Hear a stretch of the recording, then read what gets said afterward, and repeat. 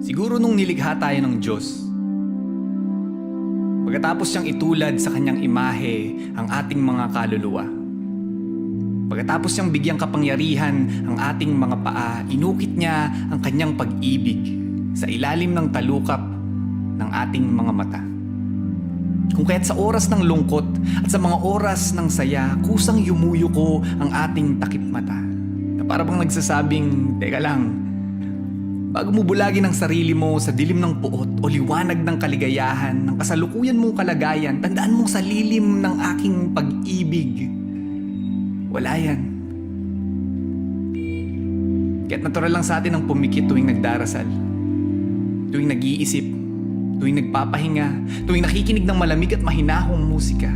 Naalala ko, sa tuwing umaakit ako ng bundok, kahit naabot ko na ang tuktok, napapaligiran na ako ng mga tanawin kahit gaano pa karikit, pinipili pa rin ng mga mata ko ang pumikit, ang magtago sa likod ng tabing kung saan siguro inukit ng Diyos ang kawalang hanggan, na pilit hinahanap ng ating kaluluwa sa mga pasilyo ng ating katawan.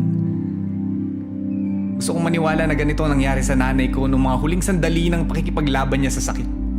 Na sa hindi inaasahang pagkakataon ay nahanap niya ang Diyos sa kanyang pagpikit. Gusto kong maniwala na ito ang dahilan kung bakit kumukurap ang tao libo-libong beses sa isang araw at kung bakit hindi man natin pangarapin, pipiliin din nating pumikit habang buhay balang araw.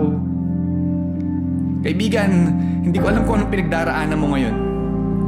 Kung may pinagdiriwang ka bang tagumpay o nababalot ka ng mabigat na kumot ng lumbay, pero alin man sa mga ito ang tema ng musika sa puso mo, problema, kumalas ka sa kadena, tahan ang salitang ugat ng tahanan kaya't inaanyayahan kitang umuwi.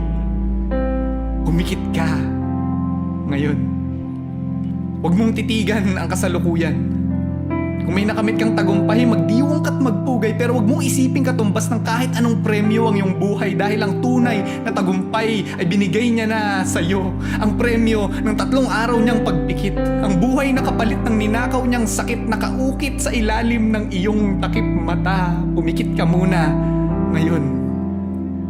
Kalimutan mo muna ang ngayon at bumalik ka sa panahon na gusto mo na sanang ibaon sa lupa ang sariling buhay para humupa sa napiling hukay ang mga problemang sinumbat mo sa Panginoon. Tandaan mo ang dahilan kaya naririnig mo pa ako ngayon ay dahil nun, nung nakikipaglabang ka sa sakit, nung nakikipaglabang ka sa lungkot, hindi ka niya hinayaang magpatalo sa puot.